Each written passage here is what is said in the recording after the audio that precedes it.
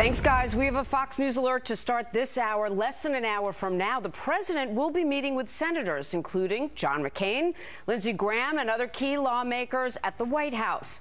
And they're going to discuss his decision on Syria, a strategy going forward. We're going to bring you the very latest from the meeting as it happens, as well as the additional conference calls with other lawmakers that are expected later today.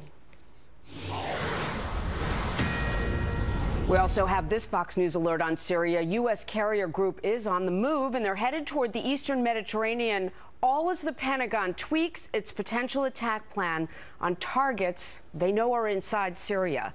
And I'm Jamie Colby, everyone. Welcome to America Live. Good to have you here. Indeed, it is good to have you here. I'm Kelly Wright, and we are in for Megan Kelly. The USS Nimitz is on the move and currently in the Red Sea. Defense officials say it is being retasked to possibly assist with a strike on Syria, but so far has no orders to enter the Mediterranean Sea. Right now, there are 5 destroyers positioned in the eastern Mediterranean, along with the USS San Antonio, an amphibious ship.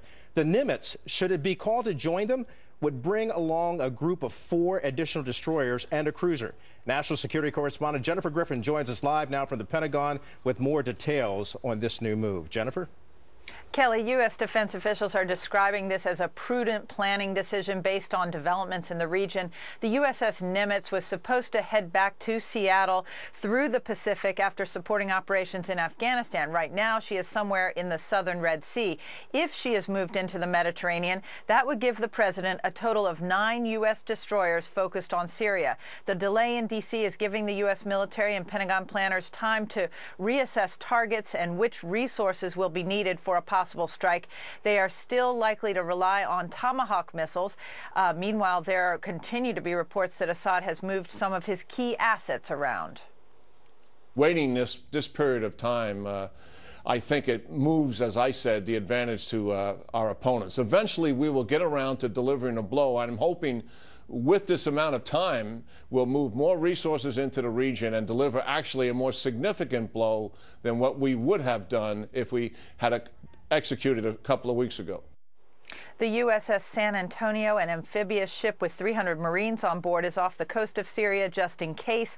Meanwhile, a U.S. Marine spokesman confirms that the main U.S. Marine recruiting website was redirected for a few hours overnight to a site that showed photos of a person in a U.S. Marine uniform holding up signs calling President Obama a traitor, urging Marines to refuse orders. The sign read, quote, "I didn't join the Marine Corps to fight for al-Qaeda in a Syrian civil war." The Syrian Electronic Army, a brazen group of hackers, claimed responsibility. Another sign the decision to stall has given President Assad more opportunities for propaganda victories. Kelly?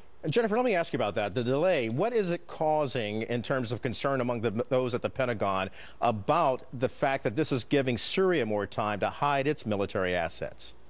Well, there's certainly concern. There's also a belief that the intelligence assets that the U.S. military has, whether they're from the air or on the ground, that they are tracking these mobile chemical weapons delivery systems, if you will. That's the main, those are the main assets that are moving. But certainly it gives the Assad regime time to prepare. It is certainly going to be more difficult because those mobile launchers, those Scuds, are likely to have been moved into civilian areas, and it will be almost impossible for the U.S. to strike those with pinpoint precision without hitting civilians. So the time is not on the side of this military operation, despite the president quoting General Martin Dempsey saying that whether this was carried out over the weekend or in a few weeks, it didn't make any difference. What I had heard from officials here is that there was so much debate last week that Assad had plenty of time to prepare then. So he didn't just start moving his assets after the Saturday change of mind on the part of the president.